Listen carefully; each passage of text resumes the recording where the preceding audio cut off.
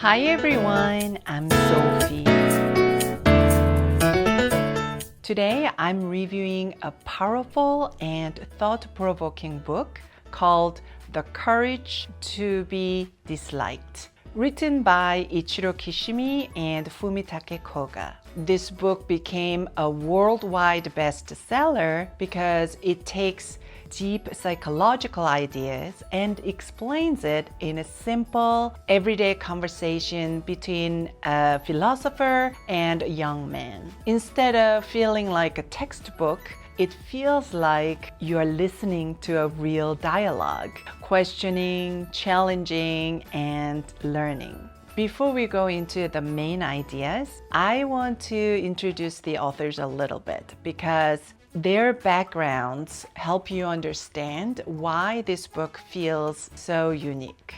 Ichiro Kishimi is a Japanese philosopher and one of the leading experts on Adlerian psychology in Japan. He spent decades studying Alfred Adler's teachings and sharing them with students and adults who wanted to change their lives. Fumitake Koga, the co-author, is a professional writer who transformed Kishimi's deep psychological lectures into a story format. His writing is what makes this book so easy to follow and emotionally engaging. Together, they created a book that is so simple but incredibly powerful. To really appreciate this book, it helps to understand the psychology behind it, especially the difference between Freud and Adler. Their theories almost sound like opposites.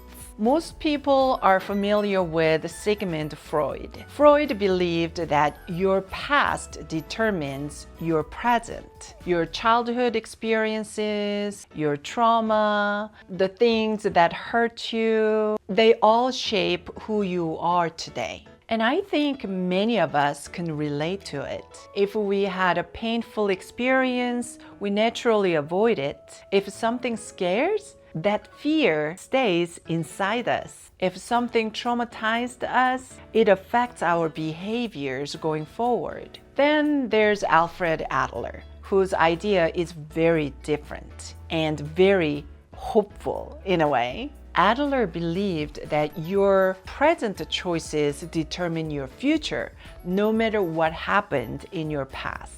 You are not controlled by what happened to you. You are guided by what you want to move forward. Freud says your past explains who you are. Adler says your goal explains who you choose to become. In my opinion, both are true, depending on the person and depending on the moment of life. Years ago, I had a motorcycle accident. I was trying to learn how to ride, and honestly, I wasn't very good at it, or I was too scared of it. So I lost control when I turned left, and I fell, and the motorcycle fell on my left leg, broke my left leg tibia. It was painful. It was frightening. And that memory stayed with me. So of course, after that, I didn't get back on a motorcycle as a driver, which explains Freud's theory. That trauma created fear, and that fear shaped my current behavior. But, and this is important, that accident didn't stop me from ever getting on a motorcycle again. I still ride on the back of my husband's motorcycle and still enjoying the ride. Fear is not the only reason that I didn't get back on a motorcycle again. I also had some practical reasons. In order to do that, I need a new bike and then insurance and the cost of maintenance. I just don't want to deal with all the stress and responsibilities at this point of my life. So here's the interesting part. Freud explains my fear, but Adler explains my choice and my behavior. I really now believe we can get over what happened in the past. We can acknowledge it, accept it, and learn from it. But we don't have to be controlled by it. Every day gives us another chance. Every morning we can start again. Every moment is an opportunity to make a new choice. And in a way, this book reminded me that courage isn't loud or dramatic. It's rather quiet. It shows up in small choices. It's simply the courage to move forward even when there is still fear inside. If you watched my review on the book Boundaries, you might notice some overlaps. Both books talk about emotional freedom, living without constantly trying to please others. But this book, The Courage to be Disliked, takes one step further. It's not just about protecting your space, it's about protecting your authenticity, who you really are, even if others don't understand it.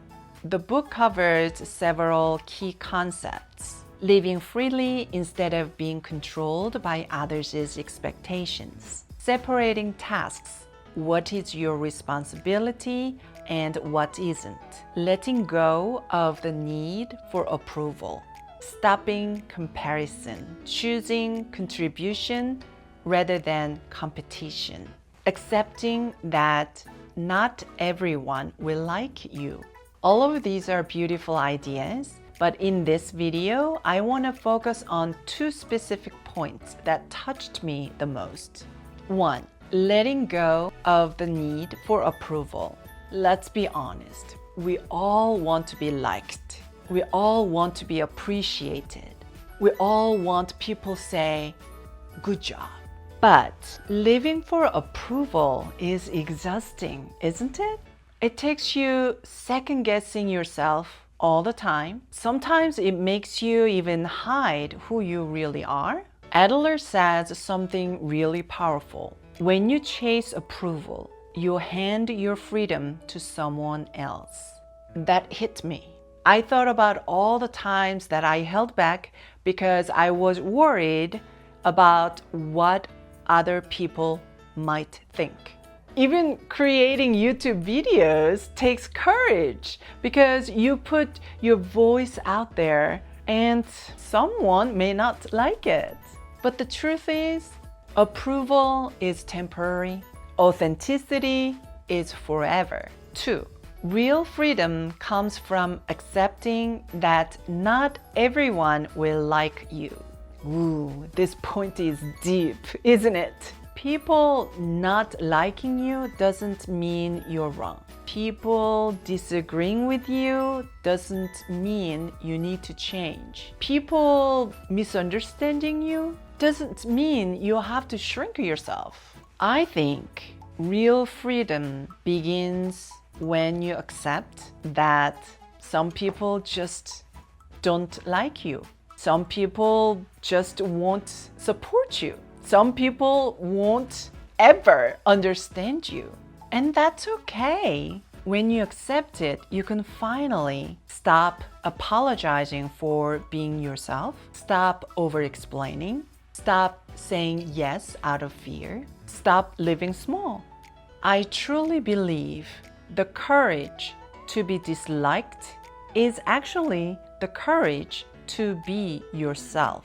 At the end of the day, this book isn't about being rude or rebellious. It's about choosing your own path, choosing your own values, choosing your own future, even when others don't fully support or understand. And I believe that the courage to be disliked is also the courage to start over, the courage to try again, the courage to move forward, even though the fear is still there.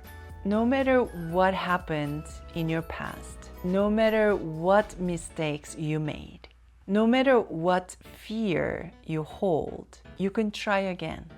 Today, right now. Thank you for watching. See you next time. Bye! If you liked this video, please check out other videos in my channel. And if you like my channel,